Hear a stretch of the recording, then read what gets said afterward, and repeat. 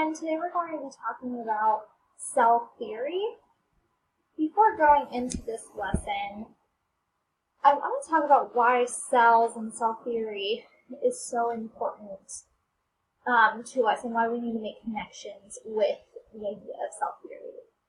And I have a recording of Nobel Prize winner Sir Paul Nurse, and he gives some really great insight into why we should really look at cell theory and its importance in our lives. The idea of the cell doctrine, is that all life is composed of cells. That is, the cell is the basic unit of life, structural unit of life. And secondly, that the cell is the simplest unit exhibiting the characteristics of life. That is, it is the simplest entity which exhibits the characteristics, the phenomena that we associate with life. And this is crucial for us understanding biology, because cells form the basis of all life. We can have unicellular organisms like bacteria, like yeast. Cell division, the division of a cell from 1 to 2 to 4, form the basis of growth and development of all living things.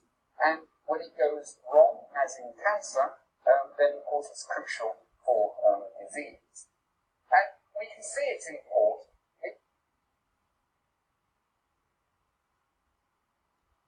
is a picture of an early mammalian embryo. All those little dark spots there represent single cells, just to emphasize that each one of us is made up of billions of cells that we can see easily in the fetus, but we ourselves are made up of billions of cells generated by these successive rounds of division. This is a mammalian unfertilized egg being bombarded with many sperm.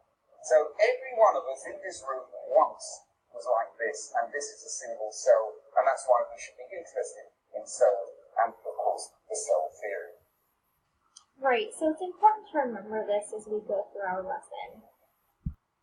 Okay, so in biology, cell theory is a scientific theory that states that living organisms are all made up of cells, and they are the basic structural organizational unit of organisms, and that all cells come from other cells. And these are the three tenets, and we're going to go more in detail, but I kind of want to just have you keep this in mind as we go through the PowerPoint.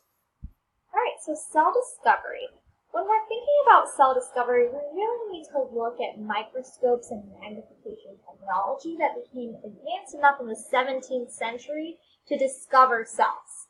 Now, the man who we can really credit for this initial discovery is Robert Hooke. He was able to use a microscope to examine a piece of cork. And we can see here the cork and the simple microscope that he used. And he was able to use this, and he noticed that it looked like cells that monks lived in, and so he named cells because they looked like the cells that monks lived in. Another person that it's important to look at what they did in cellular history is Antony Leeuwenhoek, and he also examined cells. He used a microscope with improved lenses compared to Hooke's, and during his observation, he saw that the cells were actually moving and that they must be living organisms. He was observing single-celled organisms, which he called animalcules, because to him, they looked like animals. Okay, and now we have Theodor Schwann and Matthias Schleiden, and they are credited with developing the first two tenets of cell theory. Now, you might be asking why only the first two, but it wasn't until later that Robert Remak noted the third section stating that cells are formed from pre-existing cells. This third tenet was the most controversial because a lot of people thought that cells self-generated, which we know now to be false. All cells come from other pre-existing cells. Okay, so now let's go over the cell theory and each of its three tenets more in depth. So number one, all living things are composed of one or more cells. And then we can have single and multi-celled organisms. Now, single-celled organisms are organisms that only have one cell. An example of this would be the E. coli bacteria, shown right down here. And a lot of bacteria are actually single-celled. Multi-celled organisms have 2 or more cells. So humans are multi-celled organisms. So we have trillions of cells. And we can see red blood cells in this picture right here. And we also have skin cells and lots of other kinds of cells. And it's important to think about that as we think about us. A common misconception that many students have is that they think all cells are the same size. Some students might think that because all living things have cells, they might be uniform across organisms. In actuality, cells vary in size and shape depending on what the organism is and what the cell's function is. So in short, cells are just as diverse as the organisms that they make up. And we're going to look at a simulation that illustrates this idea a little bit further. Okay, so here we have a simulation. It starts off with a coffee bean and a grain of rice to kind of set the tone. But as we go further, we start to see how cell size really can differ.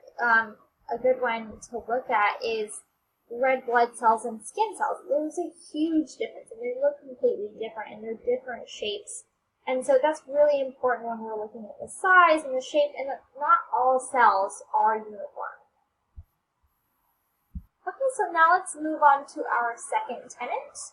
This states that the cell is the basic unit of structure, function, and organization in all organisms. Cells are the building blocks for all living things. Tissue, organs, and entire organisms are constructed from cells. Another misconception that students have is that non-living things have cells too. They might think this is because they view cells as the building blocks for everything. Cells are just the building blocks for life. A non-living thing would generally be made up of atoms or molecules, but cells are special and specific to living things.